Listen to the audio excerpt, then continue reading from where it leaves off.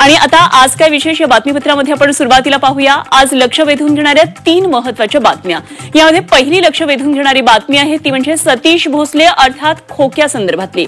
खोक्याला घेऊन आता पोलीस बीडमधल्या शिरूर कासारमध्ये दाखल झालेले आहेत। अटकेची प्रक्रिया पूर्ण झाल्यानंतर खोक्याची वैद्यकीय तपासणी केली जाईल आणि त्यानंतर खोक्याला आज कोर्टात हजर केलं जाईल आणि याबाबतचा संपूर्ण आढावा आपण या बातमीपत्रामध्ये घेणार आहोत। दुसरी लक्ष वेधून घेणारी महत्त्वाची बातमी ती म्हणजे उष्णतेच्या लाटेसंदर्भातली।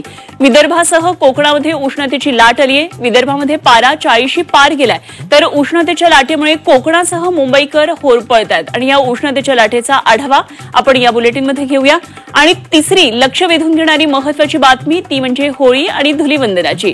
होलिका दहनानंतर राज्यभरामध्ये आज धुळवडीचा मोठा उत्साह दिसतोय। मुंबईतले कोळीवाडे सजलेले आहेत। कोकणामध्ये शिमगोत्सवाला सुरुवात झालेली आहे आणि चाकरमान्यांसह राजकीय नेते या शिमगोत्सवात सध्या दंग झालेत आणि याचा आढावा आपण या बातमीपत्रामध्ये जाणून घेणार आहोत।